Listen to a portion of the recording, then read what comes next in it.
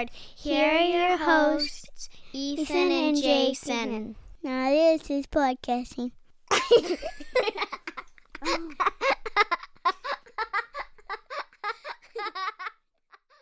Hello, everyone. We're back. We're back. It's been a week for you. It's been 10 minutes for us. Not even 10. Just enough for Jason to go pee-pee. Have you bought some Bitcoin yet? You better. You doubters, you? Yeah, you better. Jason said the episode convinced him, so I'm assuming that means it convinced anybody else who's apprehensive. Yeah. I'm pretty technology averse. Yep, you are. I'm gradually becoming less and less, though. That's okay. I figure it out. Just like the Amish. Yeah, just like the Amish. A little faster than the Amish, maybe. Maybe a little faster. Maybe a little bit. Maybe a little faster. Yeah. But, All right, the whole point is to evaluate it and adopt it when you see the benefit. Right. Yeah, absolutely. So...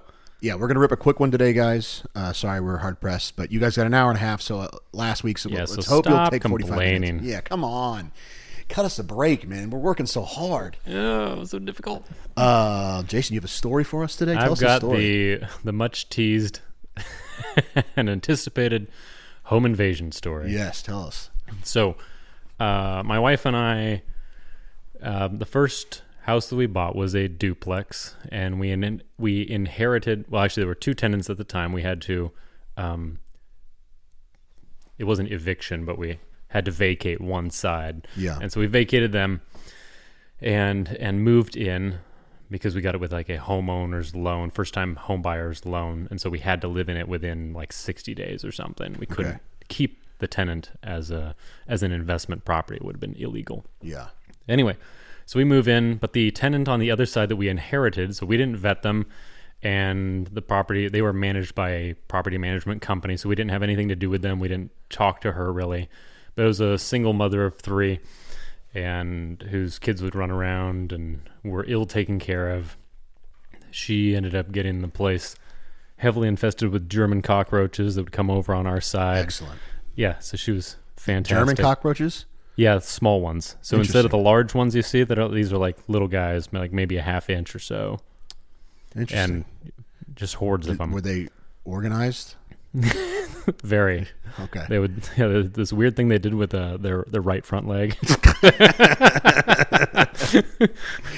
Interesting. And the female cockroaches were like really busty and carried around little steins of beer. Little cockroach sized little cockroaches. Yeah. Lederhosen and all. Nice. Yeah. No, anyway. So the German cockroaches, very successful invasion of our house. Excellent. They're so good at that. Yeah. Weird. Yeah. That's probably why they were named that. Yeah. They just, before you know it, they overrun your borders and there's nothing you can do. A bit of a blitzkrieg. They were a blitzkrieg. But, so she eventually, she violated, I think like 80% of, all she paid was like maybe $80 a month to live there. Yeah. The rest of it was government funded. But there's terms apparently. So it's a little nice to know that you can actually lose your government welfare by eventually. Nice. Yeah. Yeah. So it's not like they give it to you no matter what. They do take it away eventually. Okay. So they stopped paying her rent, and so the property management company evicted her, gave her X number of days to move out. And I think 3 days before she was supposed to be out, I was getting ready for bed. It was in the evening time, and I was in there brushing my teeth. We had an upstairs. Do you have a 2-story kids at this point? I had one. So we had our oldest, Annabelle, was 3 months old, I think. Dang. Okay. Yeah. Scary. Yeah.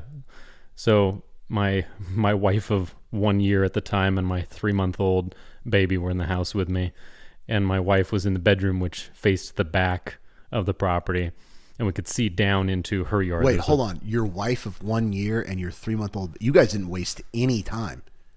No, we didn't. Nice. Hell yeah. Yeah, no. That's like I'm instant. approximating. Like it was the probably wedding within night. the first month.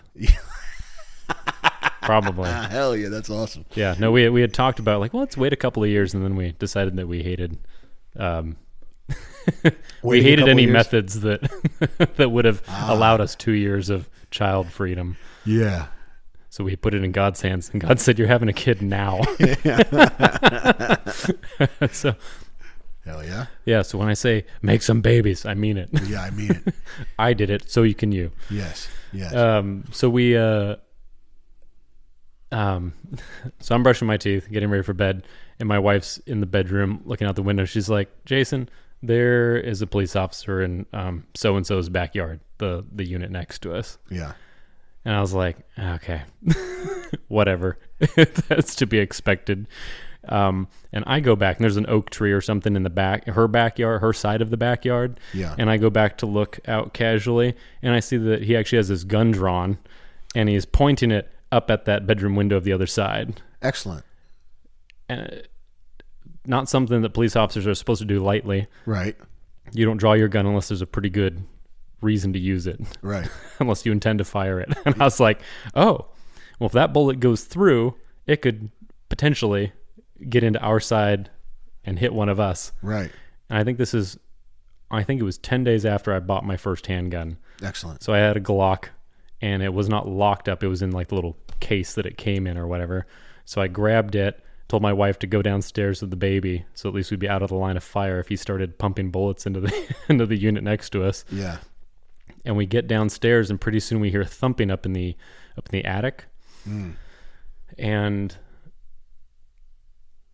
I'm like, oh golly, somebody's up there. Somebody's up in the attic bumping around. And I had been there before. There's no divider between the two units, so I was like, there's only a matter of time. And there was no boards, so he's just running around on rafters, and then below the rafters is, sheetrock, which is not going to hold you up if you ever tried to step on sheetrock. You'll break right through. And I was like, this dude's going to come straight through our ceiling at any minute. Yeah. Like, as he's not moving carefully through there, it's like thump, thump, thump, thump. Right, he's panicking. I was like, holy crap. Yeah. Yeah, so I was like, we got to get down. I'm standing at the bottom of the stairs. There's 2 landings on the stairs, right? So it kind of makes a C shape. You go up 2 steps, and then you go up maybe 10 steps to the second landing, and then up again. So it the stairs go out, up, and then over again. And so I can't see all the way up to the upstairs. It's not a straight shot. Yeah. So I'm standing at the bottom, kind of peering around the corner with the handgun. Yeah. And I'm like, what do I do? If he comes down the stairs, am I going to have to shoot somebody? Yeah. Like, that's what was going through my head. And I'm ashamed to say I put the magazine in the gun, but for some reason, because I was trying to be so quiet, I didn't want to click it all the way in and then actually load, rack it back and put one in the chamber. So the whole time I just had the magazine almost all the way in. Okay, great. Bad move. Don't do that. Yeah, yeah. Yeah, if I had to react quickly, it may not have gone well. Right. And I can't remember. I was debating on whether or not to yell up at him, because this house, you could be walking next door in the unit next door, and it would sound, because all the boards were connected, the creaking would sound like it was someone in your hallway. Excellent. So Not I couldn't tell where he was.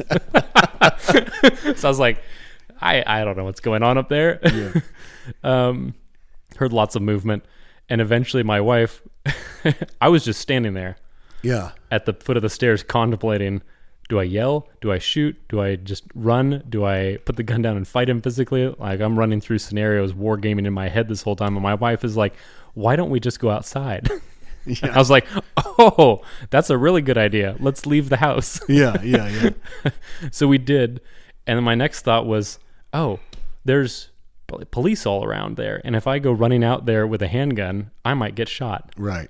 But I don't want to leave it in here for him to find. Right. And then shoot up the place, shoot us, shoot the police, and have police officers die because I left a loaded handgun lying around. So It's like, I got to go out there. So there's a carport right out there, and our car was parked there. And I just held the gun very low, and I put one hand up as I was going and made eye contact with an officer who was in our driveway. And I was like, I was like, he's still in there or whatever. I don't remember what I said, but I was like, I have a handgun. Like, what do you want me to do with it? And he's like, just set it down there on the driveway. We'll take care of it. I was like, okay. Set it down, walked out carefully, keeping my hands visible, I think. I don't remember. Yeah. But we go out there, and they shoo us away, and some neighbors across the street beckon us over. The whole neighborhood's out watching at this point because the place is swarming with cops. Yeah. And they're like, wave us over. And so we trot on across the street over there and hang out with them just watching. And so this police officers, they had to get permission to go in our house, apparently, to get this guy out. Because we had to sign a waiver basically because if they went in and found anything illegal in my house, then they need to like prosecute me for it. Yeah. So I guess I could have been like, no, yeah, you don't get to go in there, which was an odd thing to me. It's like they have a who knows what kind of guy in there, and I have to give them permission to go and get him out. Right. That was odd. Yeah. Anyway, so I signed the thing. They asked me for the layout, so I like sketched the layout of the upstairs and how it's laid out and all that, draw a little picture or whatever so that they know what they're getting into and where he could be or hiding, whatever. And in the meantime, we look up at the roof, second story of the duplex. There's nothing else around it, nothing you can get to from the roof. But this guy has pushed up one of the roof vents. You know, the thing that allows air to come in, in and out of your attic. He's like pushed that up, and he has his head and like one arm out of it, and he's like trying to climb out through this tiny vent hole. You know, just crazed meth head kind of guy. He did that like in 2 different places. Try to get out. He destroyed half the roof because he pulled up so many asphalt tiles and ripped enough of them that eventually that whole half of the roof had to be replaced. Eventually they went in, got him out. There was no guns fired, like no shots fired. They got him out, let him away, and then we went back in to see what our house looked like that we'd been living in for, a few months. Yeah.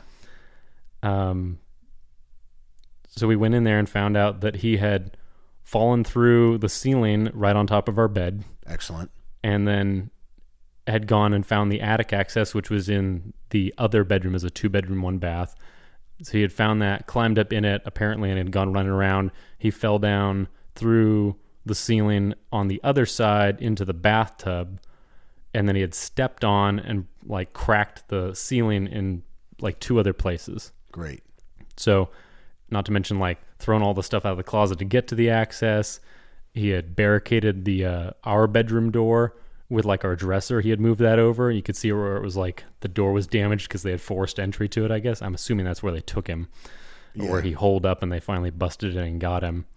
But yeah, man, so I called my parents. I was like, hey, we need a place to stay. Eventually, we were out of our house for 3 months while insurance took care of all that. They bagged up stuff. They threw away a bunch of things because we had popcorn ceiling. Yeah. And so they're like, well, we have to test it for asbestos. If it does have asbestos, then like everything in your house is going to be thrown away because it's contaminated now because there's, paint flecks everywhere. Oh, my gosh. It was an ordeal. So we spent some time at my folks. We spent some time at her folks. And then eventually got back in our house. The nice thing was we got rid of some of the popcorn ceiling. Nice. The guy was like, do you want it to match? And I was like, no. This is a way of freely getting rid of the popcorn ceiling in that whole room, is like just scrape the whole thing off and make it flat. Yeah. That's crazy. So how did he get into the attic the first time? I think that there must have been an attic access on the other side. Or there was at least a hole that he had widened, I think, if my memory serves well enough. So he broke into the lady's house. I'm sorry. No, he was there because he was a friend of hers that was helping her move out, allegedly. So why did he go? What? Because so he was a friend of hers. Right. She had bad friends. Yeah. And he had a warrant out because he had choked his girlfriend. Okay. So he had an assault charge that they were looking for him. And I guess that his angry ex-girlfriend who had gotten choked had found out that he was over at this gal's house and either gotten jealous or whatever, somehow tipped the police off to our address, which is where they caught up. That's where they caught up with him. Excellent. Yeah. Fantastic. Yeah. So, oh my goodness. Thankfully, it was like $14,000 to $16,000 worth of damage, I think. But we had, let's say our deductible was $2,000, so we were out $2,000, thankfully, which we were able to cover, and that was it. And they fixed all that, half the roof, all the ceiling, and they asked us, hey, do you want him to pay for the $2,000 deductible? And we're like, yes, we would. We wrote him a letter. I think we used it as an opportunity to witness. Good. and said, but you do need to pay for. Yeah, you do need to pay. Hey, you do need to pay for your crimes. Jesus loves you, and you owe me $2,000. Yeah, exactly. It's like that shouldn't be too hard to work off over however long your prison sentence is. Yeah. But sometime later, we got, I don't know if it was a year later, but they're like, yeah, he won't be able to pay you back. I was like, why did we ask for this? No way. What was the point? What was the point of asking? Yeah. Like, who determined that he's not allowed to or can't pay me back? You're telling me the retard who choked his wife out won't be able to come up with $2,000? Yeah. I mean, that might as well be $1 million to him. I guess so. But yeah, anyway. So anyway, Crazy. there it is. There's was our story. That's a good one. Cool. We can tell it funny now. I always thought it was kind of funny. My wife took quite a while to find it funny. I can imagine that that's the case. Yeah. She can laugh about it a bit now. That's good. I won't bring it up at dinner. Won't you? No. I would like to see the look on your Emily's face if she hasn't heard this episode, and then my Emily could tell her about it. Yeah, that might actually be pretty funny. Maybe I will bring it up then. Okay, great story, guys. There you go. There's the banter up front. You've been satiated. Now cue the intro. And now the moment you've all been waiting for. The main topic. There it is. Main topic. The main topic. Ethan has a topic for us to discuss. Bold topic. A bold claim. A bold topic. Now, which shockingly I probably don't fully support, but that's why we're here. Who would have thought that? Jason and I would disagree slightly on some issue. So that my topic is the way I described it to Jason is success as a function of desire, or of like what you want. Tell me what you want, what you really, really want. There we go. Episode name.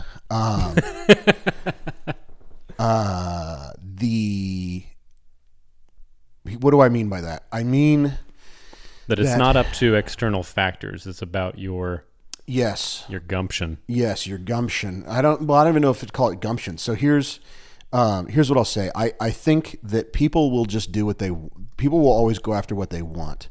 And so the only person that's capable in all of reality of changing what it is you want on a personal level is God.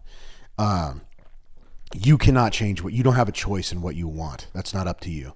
And so you get to just ride that wave. And so if for whatever reason you have some pathology that makes you want destruction in your life, you are going to find destruction. And if what you want is success, then you will find success. I think a lot of people, because they deal with their sin nature, they want destruction, either the destruction of their own lives, the destruction of other lives. Not that they would formulate it that way, but that's right. The things they seek will destroy them. Right. And spiritually anyway. Yeah. And so, oftentimes physically. Yeah, this is, I think, at least at the level we're talking about it right now, I'm referring to like stuff that goes on in the subconscious. So you're not going to consciously know like what that it's bad for you. Right. Yeah. That it's bad for you, or even what you want. And you can absolutely have what you want in the abstract, which means if you want peace, you can have that. But if you want destruction, you can also have that. How that looks practically, I don't know. But I will say that's on I'm saying I don't know because that's on an individual level. That's whatever that means to you. But I will say that also, like, whatever peace is to you is probably what you're going to get. And so the hyperbolic thing I said to Jason that made him question my original assertion, your sanity, my sanity, was that I think, and I really do think I think this, which is that I don't. If you actually want to be an NBA player, I think you will probably be an NBA player, and I don't think there's this idea. But what you said was that it will literally make you 7 feet tall, right? Wanting to. Exactly. Yeah. If you and that's really the part want, I was like, if you really want to be an NBA player, if that's what you really want, I do sincerely believe that your subconscious mind will make you 7 feet tall. It will just tell your body to be 7 feet tall, and so you will go about eating enough, and your body will allocate those calories in the right place to make you tall enough to be an NBA player. See, that just sounds like a form of evolution to where you're like, well, that would benefit me as a species, so I'm going to grow an extra limb. That is not what I mean. Okay, clarify. I mean, what do I mean? I mean, if you're 5 feet tall, yeah, you're not going to grow to 7 feet tall. Right, but that means that you didn't really want it. Okay. that means that you wanted something else, and you're not being honest with yourself about what you want. And here's my argument. All right, Jason is giving me a very unbelieving smile. You gave me a very like, that's convenient kind of look. Yeah, which is what I'm saying. You're right. It is convenient. So I had this realization, not a realization, but I just kind of started thinking about this week, which is that I think that for a long time, I've had a real fundamental misunderstanding about how the world works, like on a basic level. And that's because I've always, one of the things I've wanted to do with this show, and I've done a poor job of communicating it in the past. But I want to really go against this like grinder culture, kind of like rise and grind, kind of like bulletproof coffee, high productivity, self-help thing. Like I want to go against that, because the amount of success that I find in my life, which is we've established is pretty good. Substantial. The amount of success I have achieved it playing video games all day. Which reminds me, we still need a video game episode. We do need a video game episode. We will have it. We will. Because we want it. Because we want it. I have thought for a long time that like your success is a reflection of how hard you went, like how hard you worked. David Goggins, wake up at 4 a.m., run a marathon. Like that's what I've thought for a long time. But I really, I don't, people just must not work that hard. Yeah, most of them don't. Yeah, because it's pretty obvious to see walking around every day. Yeah, there was a time, there was so many times in my life where recently, like, 2 years ago, I've already talked about this, where I didn't do anything. Like I didn't do anything. I had a job, but my job was to cold call people all day. And I made like 20 calls a day, and the industry standard is like 100. Okay. So I'm doing like a fifth of the work I should be doing. Yeah. But I would get into meetings with my boss and stuff. People would pull me into meetings to tell me how good of a job I was doing. You're really nailing those 20. Yeah. You're killing it. And I'd be like, that's not possible. And killing what? My career? Yeah, exactly. Yeah. And then when they laid off my entire team and found a new, and like made gigantic changes in our company, they were like, yeah, we had to fire everyone else, including your boss, but we wanted to keep you because we love you so much because you're so good at this. And I was like, I don't even understand. I obviously didn't say this to them. I was like, great, thanks. They must have switched my file with somebody else's. Yeah, I was for real. I was like, I don't understand. Some high performing guy out there's like, I don't understand why I got fired. Yeah, what do you mean they didn't do anything? I was doing great. Like, I was certainly doing more than that Ethan guy. Yeah.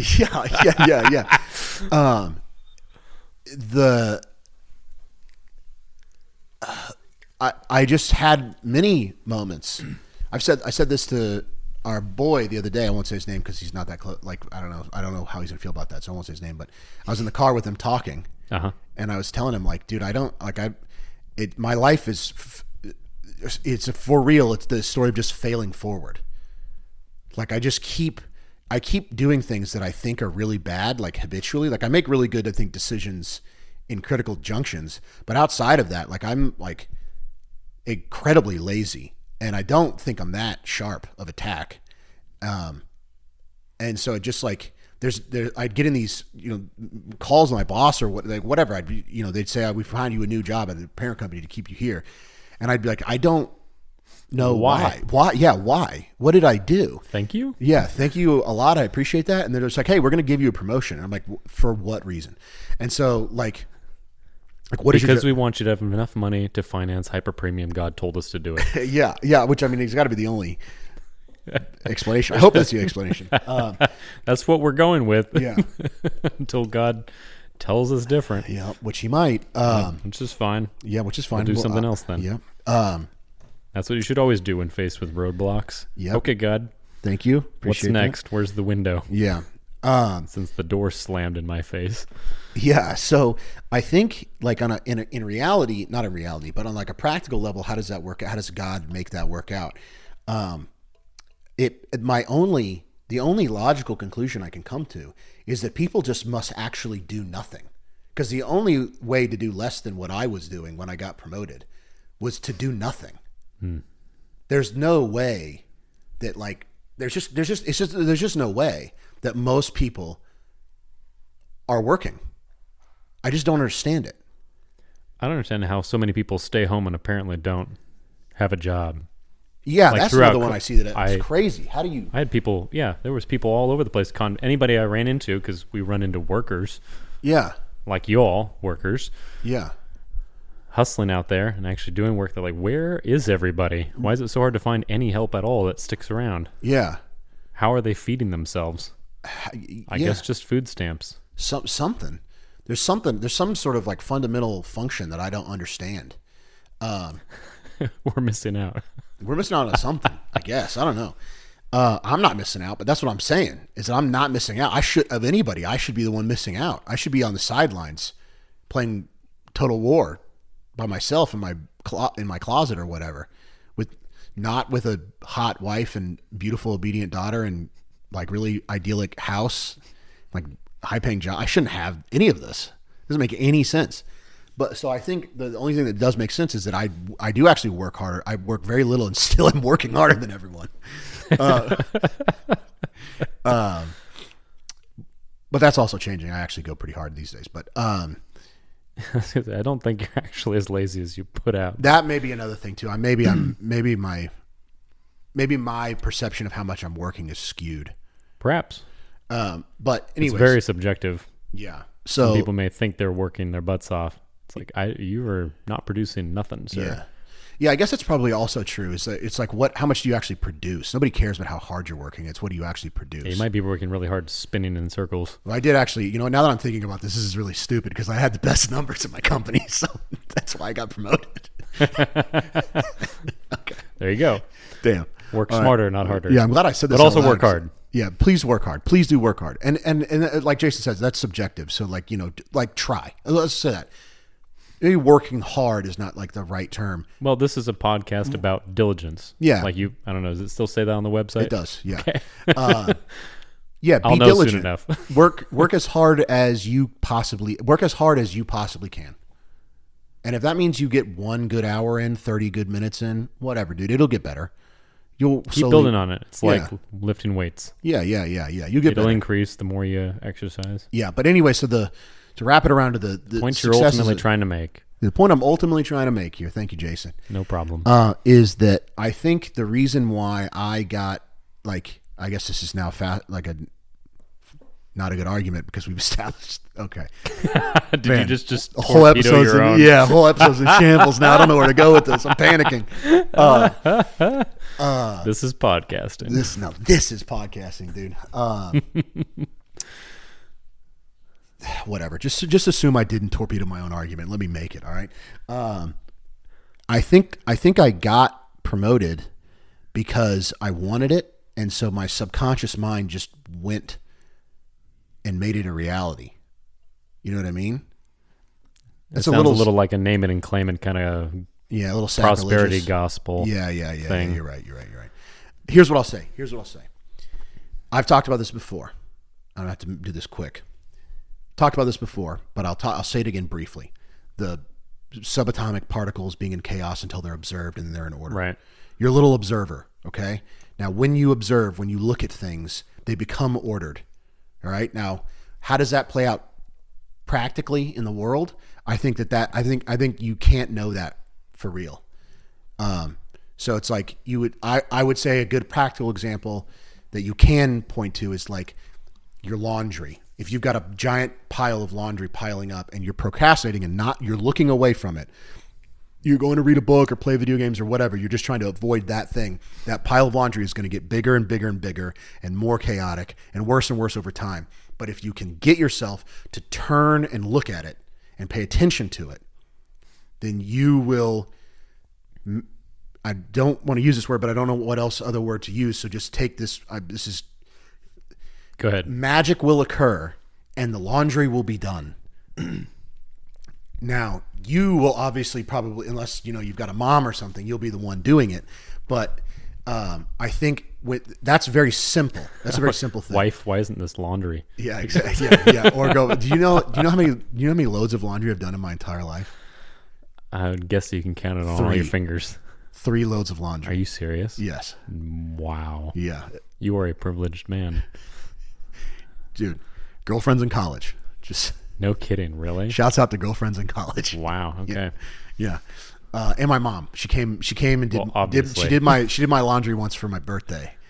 Okay. Well, also throughout your whole childhood. Right. Yes. Yeah. That. But I'm talking like an adulthood. Okay.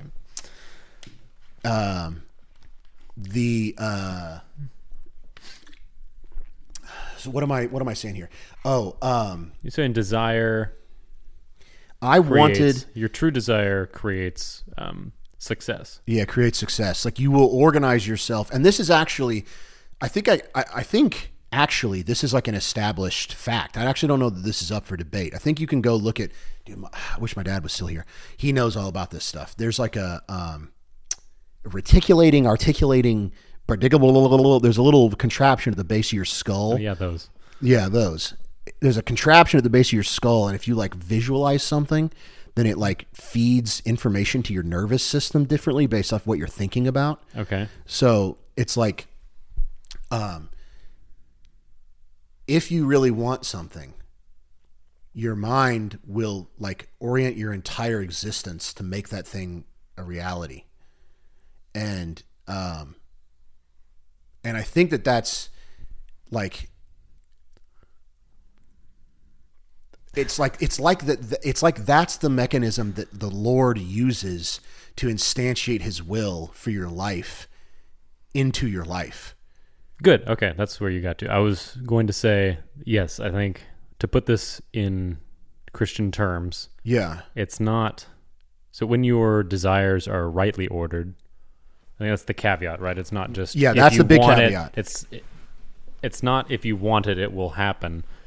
It's that if you rightly align your desires with that of God and seek his will for your life, he will make it happen. Yeah.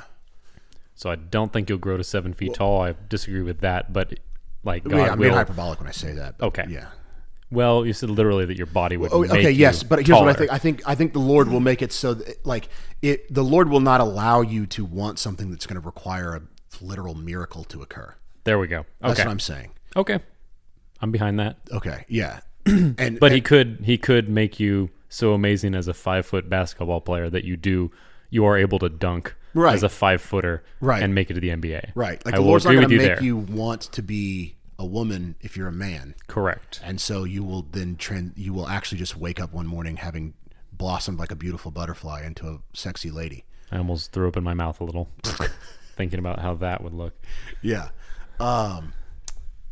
So this Where is are they and what are these?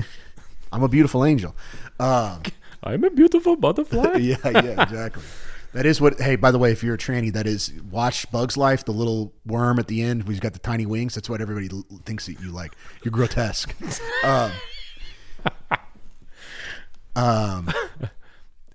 It's dishonoring to God, and you need to seek help therapy Yeah. because you are damaged, and we are sorry for you, and we're praying for you. But Yeah. that's not the solution. Yeah, it isn't. Butchering yourself is not a solution. Yeah, please stop.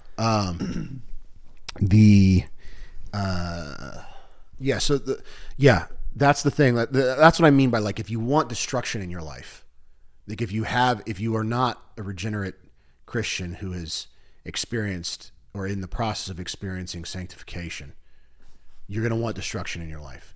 And that doesn't necessarily mean that it's like you're going to become a drug addict. You know, getting a divorce is your life ending.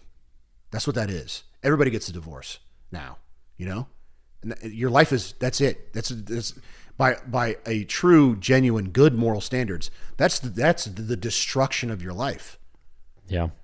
and the destruction of Others' lives. others' lives. You're destroying your spouse's life. You're destroying your kid's life. That's destruction. And so it doesn't mean like it doesn't have to be this like huge climactic thing. Like you can still persist by the world's standards, but Sure, but you've shipwrecked yourself. you've shipwrecked yourself. You're done. You're toasted. And if you get remarried, you're living in a total life of abject sin and adultery.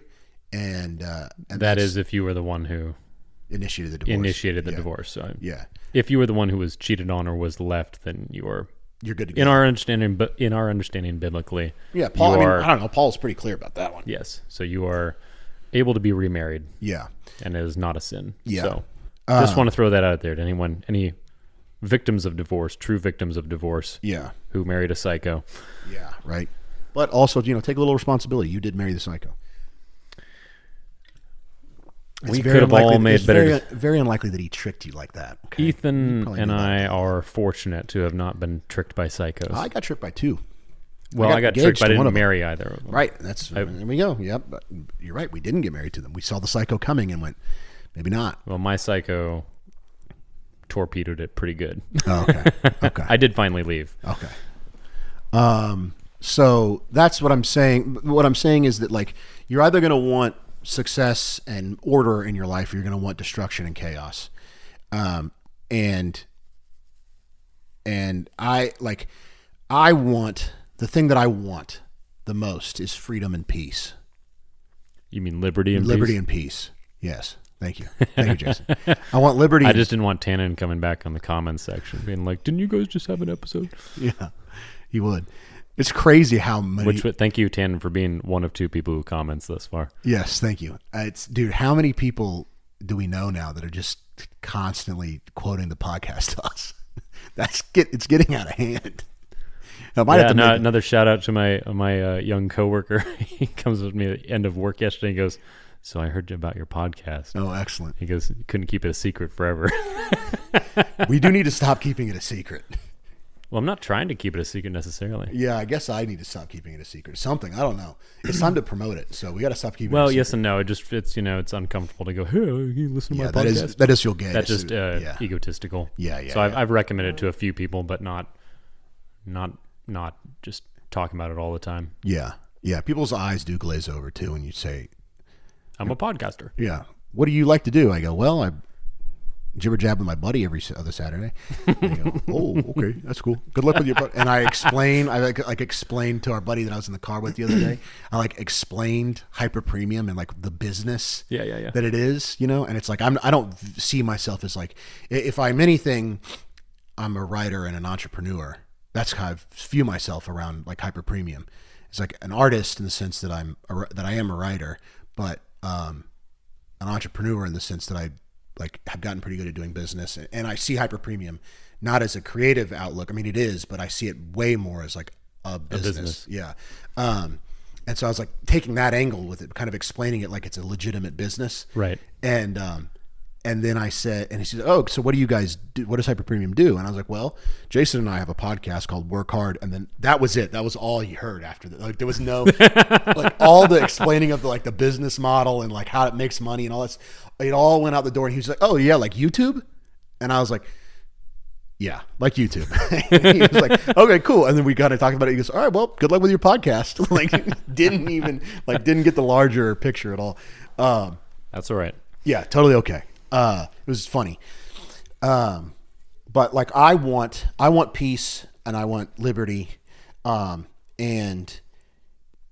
And so my mind is going about getting that for me, even in a way that feels like magic.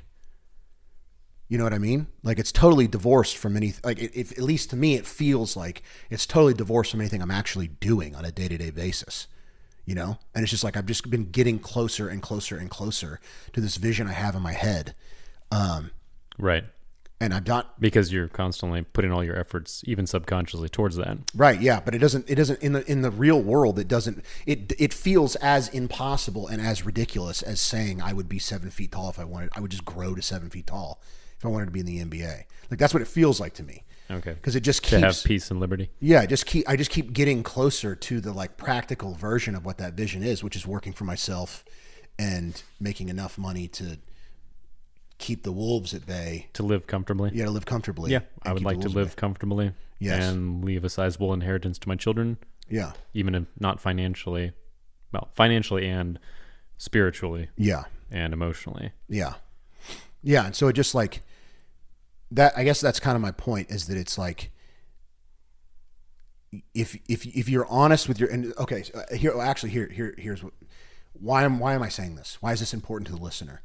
Because I think that a lot of very serious anxiety is, especially in young guys. Well, actually, no, not especially in young guys. In both young women and young men, there is a tremendous amount of anxiety that is created by not being honest with yourself about what you want. And you have this idea of like what I should want. It's cool to want to travel. It's cool to want to do this. It's cool to want this kind of thing, as opposed to what do I really want out of life? Yeah. And also, if what you really want out of life is destruction, then it would be helpful to know that. That way you can address that issue. So if you are denying that, and what you're saying, what I want is to, have a bunch of money and live in peace, like whatever, but what you really want is fire everywhere all the time, then that's going to create a pretty significant cognitive dissonance for you. Yeah. There'll be some clash. Yeah. That reminds me a little bit of, let's see, I remember my brother and I were having a cigar back when we lived in Oregon. I don't know if he was just asking how I was doing. I was like, yeah, I'm happy and this, love being a father and this and that. I think I had 2 or 3 kids. Yeah. And he's like, okay. And he's like, he goes, when you talk about it, I'm not convinced that you necessarily are happy. And I was like, whoa. Because like all I'd ever wanted since I was a kid was to be married and have kids. Yeah. And I think maybe it was just maybe I didn't know how to go about doing it correctly. And I didn't know how to be content with where I was. Maybe I was just too caught up with the anxieties of, life is difficult, and we're up all night. There's dirty diapers. Got to work more hours than I want to. Yeah. Sometimes my wife and I aren't on the same page about this and that, whatever. And so, I thought about it a lot. And I was like, I guess maybe I'm not, and I think it's the cognitive dissonance of being a selfish person and saying, I want to be a good father. But how do you actually become a good father? It's by denying all of your like carnal desires. Yeah. And getting up at 2 a.m. to carry your child to the bathroom because they're either too scared or the floor is too cold for them to get out of bed. So they sit there and call you from the bunk bed, as I did to my father when I was a kid. I remember sitting there at the top of the bunk bed, leaning around the corner down the hall, trying to call down the hallway, Dad, until I woke him up out of his nice bed, had him come all the way down the hallway, pick me up, carry me to where I could see the bathroom door, but I didn't want to get there myself for whatever reason. Yeah. Nice. So it's sacrifice. Yeah. And I am happy now. I am content. And conviction actually comes across in talking about it, because I am truly joyful. Not that there's not difficult times. There's just as many or more difficult times now that I have 4 kids and whatever else. And there's the house isn't finished, and so I've got a huge stack of to-dos. Right. That's never going to be finished ever. And what do I do for work? What do I do for what do I do with the days that I have off? How do I spend adequate time with my wife? There's so many things vying for attention that it's but I am on the whole a lot more content with where I am now. And also, having lived through difficulties like the home invasion, it's like God's taken care of us through all adversity. Yeah. And blessed us abundantly. Yeah. And so the only logical thing for me to do is to continue trusting God and say, God, you know best. You know what I need. And please help, boil down my desire, make my desires right. Yeah. And help me to pursue them without my ego or peer pressure involved, where like I want to make a lot of money. Yeah. Everyone wants to be comfortable. I want to live comfortably. But I also do not want to fall prey to the god of mammon and pursue money for money's sake, or to view it as some sort of greener pasture to where like, well, if I have more money, then I'll be content. Yeah. Because if you're not content making very little money, you're not going to be content making a lot of money. It's not going to fill the hole. Nope. even though it's really easy to see, it's really easy to think that it will. Yep. And sure, yeah, it will be one less thing that you have to worry about. But as Michael Scott said, you of all people should know, Stanley, more money, more problems. More money, more problems, baby. That is true for sure. Money will help you plaster over your real problems. So in a way, money's like a curse. Right. Like it can buy this like temporary fake happiness that's going to fester and make your life even worse ultimately. So be But careful it can with buy that. me a boat. That's what I'm saying. To buy you a boat, it's real hard to be sad on a boat. Yeah. But then you get off the boat and You're start like, thinking, oh I'm my not goodness, nice enough to my depressing, wife. crushed. Yeah. Jeez, Crushing existential dread. Yeah, I just spent 6 hours in this boat. I could have been with my kids. I should be with my kids. I'm a piece Yeah. of shit. I suck. I need to die. I don't even know who these girls are that are on my boat. They're all fat too. What was I going to say? I don't know. We're done. Where are we though. at? We're at time. We're at 45 minutes. All right, guys. There you go. We love you. Please just be honest with yourself about what you want. That way, first of all, you can want things that you actually care about, and you're not stressed out all the time about wanting dumb stuff that you shouldn't want. But then also so that you can know that if what you do want in your life for whatever reason, maybe you were, I don't know, somebody molested you or something, and now you want destruction everywhere, which is reasonable. I get that. If that's what you want, you need to know that so that you can address it and you cannot have destruction in your life. Because I don't want you to have destruction You in your can't life. go about fixing a problem you don't know about. Yep. So know thyself Know thyself. And and then pray. Yeah, and pray and try to get rid of whatever beliefs you have that are causing you to want bad things. So yeah, guys, and that's sincere. I don't want destruction for you. I want the reason I started this show, the reason I started Hyper Premium, and the reason I asked Jason to do this with me, the reason I did all this stuff is because I want more people to experience the same peace I get to experience pretty much all the time, which is the peace of knowing that there's a God out there that created the universe who loves me deeply and will always do what's best for me, even when I'm afraid that it's not. So, and that is true. That's the case. God is extremely powerful and he loves you. And his heart longs for you and longs to be with you, which is pretty Humbling. Yep. Little old dumb awful me. Yep. If you have a kid, you know how much you long for that child. Now imagine that infinitely expanded. So that's it, guys. Please find a woman, marry her. You should want that. But actually, you know what? No, you actually shouldn't want that. The Bible, Paul says that, you know, anybody who's blessed to like, Yeah, if you honestly don't want. yeah, you actually don't have to want to be married. That's biblical. So just kidding. Don't please want that. If you do want that. But for 97% of you, Yeah, for 90% of you. you Nice. will want that. Yeah, you will want that. And don't deny that. Yeah, don't deny that. But also be honest with yourself, you know, whatever. Yeah, I was about to take that down a dark path. Yeah, go to church, guys. That is something you should want to do. And I will, last little caveat here, don't feel bad if you don't want to go to church. I don't always necessarily like going to church. It's a prayer that I have a lot of times in my morning studies is I pray and ask God for a desire to go to church.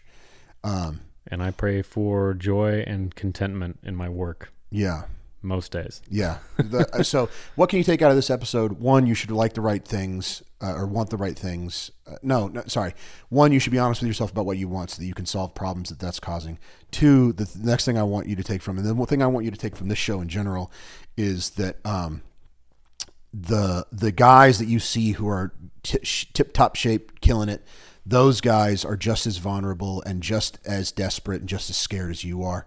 And that is not the defining trait that's different between you and them. And so please be okay with the way you feel. Accept that. Love it. Love yourself like God loves you. Have babies. I'm done. What do you got, Jason? Goodbye, everyone. Bye.